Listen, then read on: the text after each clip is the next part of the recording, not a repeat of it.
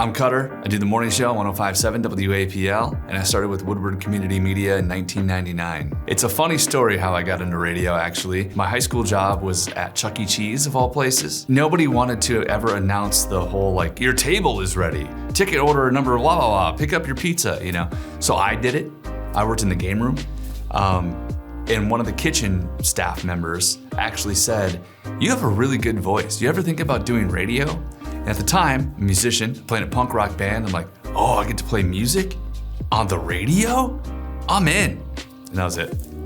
I went to school for it, and here we are. I was inspired, when I was a kid, listening to music, and again, it all goes back to WAPL at the end of the day, but listening to Lou Burtis on the weekends doing Hard Drive, which is now on our sister station, Raise 94.7, 104.7. I loved that show and doing that sort of specialty 2-3 hours just pounding new rock.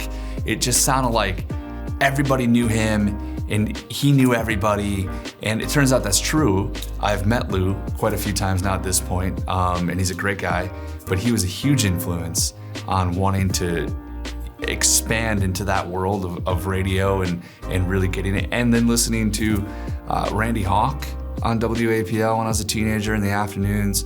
I just really enjoyed that. And even my former co-host, Rick McNeil, in the morning show, just those types of hearing that, in a small town that I grew up in, it sounded larger than life. But it just sounded like I get to sit and play music and talk to my favorite musicians. That's what I want to do for a living. I couldn't imagine doing anything else. Yes, I love things like video production and audio production and, podcasting and videos and things like that. So maybe something in that realm. But outside of radio, I never gave it a lot of thought. I couldn't work at a factory. I tried doing the bar thing. I did the bar thing part-time for a long time. That's fine, but it's not sustainable. Outside of this, man, I don't know. If I could be a musician, I guess that would be the one, right? If I could make money playing music, I would do that. But that's difficult too. I got a bar band, whatever. We go play 3-4 hours at a bar, play other people's songs. It's fine, it's fun. I could do it with my best friends, so that's cool. But that's probably not sustainable either to be able to, make a living off of it. My favorite part of the job, I think, is just, it's connecting with people.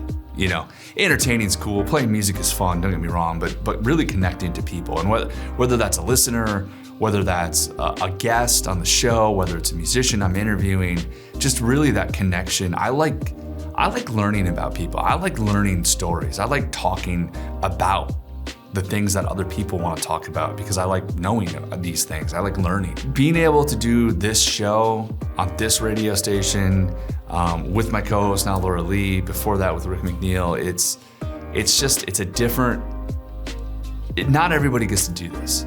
Not everybody has the ability to do it, and that's not lost on me. I really enjoy it, and it's hard to wake up at 3:30 in the morning and suck down some coffee and maybe an Amino's energy drink or something just to get my body kind of moving a little.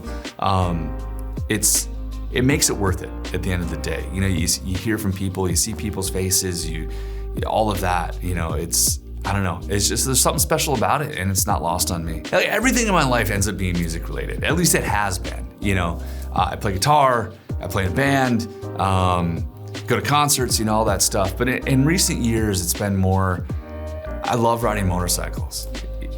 For whatever reason, it's like, there's no music, there's no sounds, it's just you, it's the road, it's like meditation. And I like traveling, I like seeing the world, I like seeing what's out there. I wanna learn the landscape, I wanna know where things are, I wanna see the cool stuff. So anything outside of music, it's probably that. And then, I have kids, they're teenagers, so it's whatever they're doing, I'm doing. And simple things like even building Lego, like I don't know, hands and brain functioning together, I'm probably gonna try it, even wrenching on stuff in regards to motorcycles or cars. It's just, there's something about that. The thing is, I've been able to stay in my radio career in the same company, which in this world is unheard of. When you look at a station like WAPL and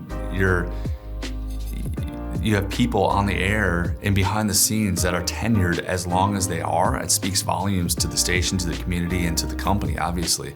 But that doesn't happen in this in this industry very often. Normally it's a couple years here, a couple years there. It's media, you're all over the place. You're also striving to be in a bigger market, generally speaking, because pay more money or you have more opportunities, whatever. I don't see it that way. What I like most about working for Woodward, again, is the fact that it's a people-first company. When my kids were younger, I would go pick them up from school and bring them back here. They'd sit at my computer and play a game while I'm finishing out an air shift, and nobody bat an eyelash. It was all good. Everybody loved it. And the fact that my kids to this day could come in this building and probably give a tour better than some people that work here could. That's my favorite part about working for Woodward Community Media. It's that family aspect and the fact that I come here, it doesn't usually feel like a job. It feels like a second home.